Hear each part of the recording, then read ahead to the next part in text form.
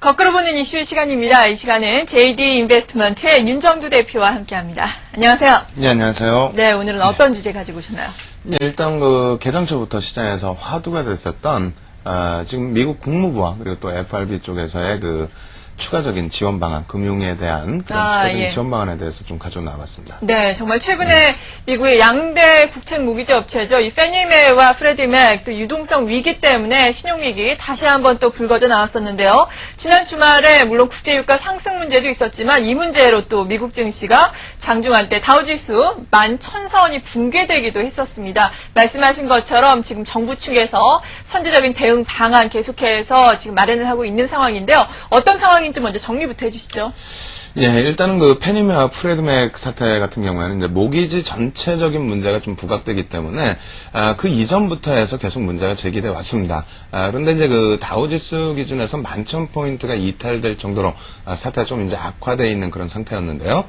그러한 흐름은 이제 다우 쪽의 문제만이 아니라 근처인 유럽 국가들에까지 파장이 미쳤던 부분이 사실입니다.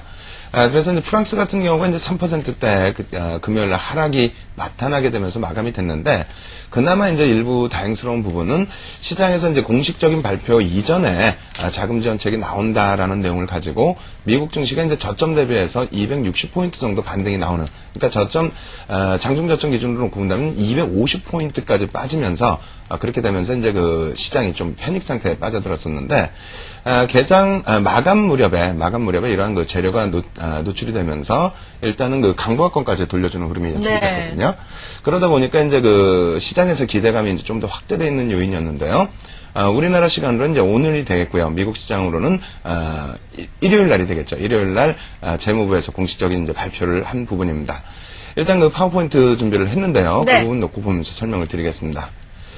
지금 현재 페니메와 프레디맥 같은 경우에 문제가 되는 부분은 사실상 이제 12조 원 정도에 달하는 미국 모기지의 절반 수준 5조 2천억 달러에 달하는 그런 부분을 보증하고 있다라는 부분. 그러니까 대부분의 이제 절반 정도에 되는 부분의 보증을 두 업체가 이제 담당을 하고 있기 때문에 이쪽에 문제가 발생이 되면은 전 세계 금융기관 이러한 부분이 전체적으로 흔들릴 가능성이 있다라는 거고요. 그러겠네요. 그런데 이제 파산 시에는 미국의 주택금융 시스템 자체가 붕괴될 가능성이 높아진다는 겁니다.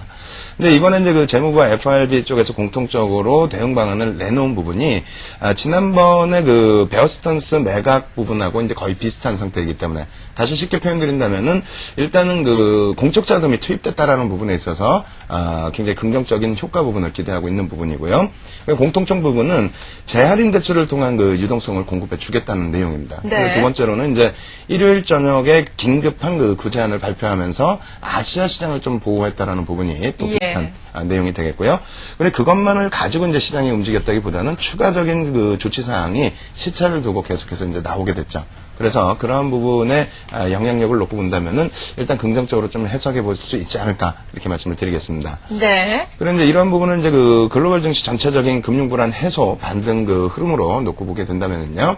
일단 우리나라 증시 같은 경우에 이제 3월 16일 기준 됩니다. 국내 증시 같은 경우에 3월 17일 장중 저점 대비해서 이제 24% 수준의 이제 반등 랠리가 표출되는 그런 모습이 있었고요.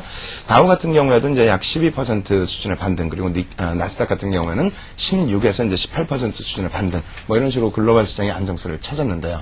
무엇보다 중요한 부분은 현재 위치에서의 전체 글로벌 증시의 하락이 아무래도 이제 유가 급등이라든가 그리고 또 금리 인상, 물가 불안 여러 가지 요인이 있었지만은 사실상 다우의 약세 때문에 연동된 부분인데, 다우 지수 자체가 일단은 금융주들의 하락폭 때문에 연동된 부분이 더 큽니다. 그래서 금융주들이 또 이번 주에 다행히 실적 발표를 해주고, 그리고 이제 거기에 대해서 국책 모기지 업체에 대한 지원 방안이 발표가 됐기 때문에 그렇다면은 시장의 흐름 자체는 다소 제한적일 가능성이 높다. 오히려 반등을 모색할 가능성이 높다. 이렇게 설명을 드리겠습니다. 네, 앞으로 그렇다면은 시장의 흐름 이번 구제책으로 말미암아서 좀 긍정적으로 진행될 가능성이 높다라고 해주셨는데, 조금 더 장기적으로 본다면 어떨까요?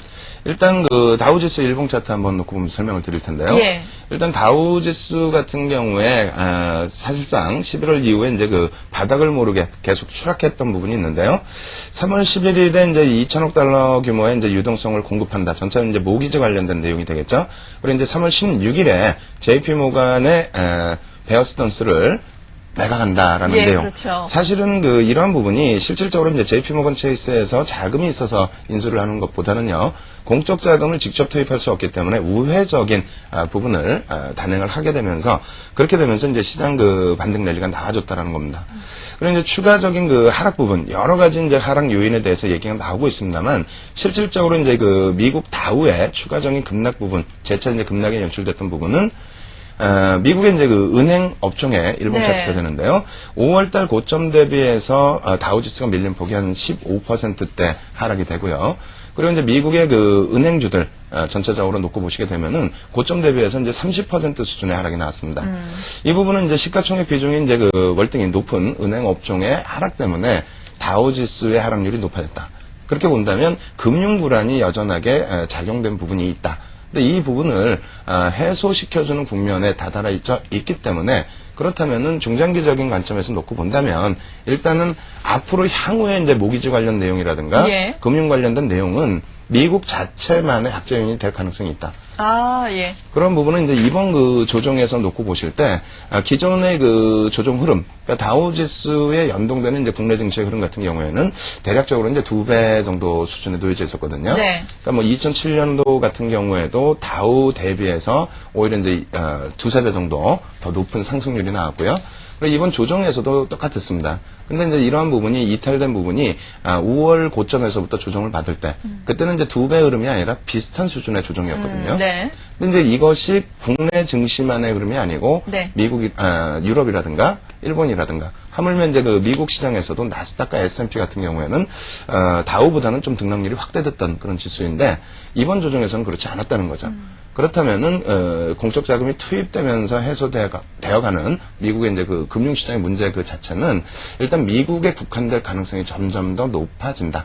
그렇기 때문에 글로벌 증시가 이제 안정 추세로 돌아서게 됐을 때는 일단은 뭐 금융 쪽에 부담 요인보다는 네. 좀 이제 긍정적인 마인드를 서서히 가지고 나가도 되지 않을까, 이렇게 말씀을 드리겠습니다. 네, 그렇군요. 정말 지난해에 이렇게 모기지 문제, 신용 위기 문제 대두가 되면서 글로벌 증시 동반 하락세 지금 연출을 하고 있는데요.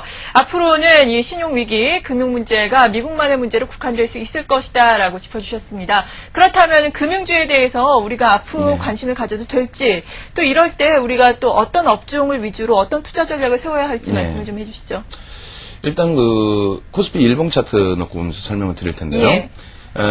코스피 일봉 차트 놓고 보실 때에도 똑같습니다. 미국 증시와의 방향성 부분은 거의 똑같고요. 그리고 이제 지수의 등락률에서 조금 차이가 있는데, 네.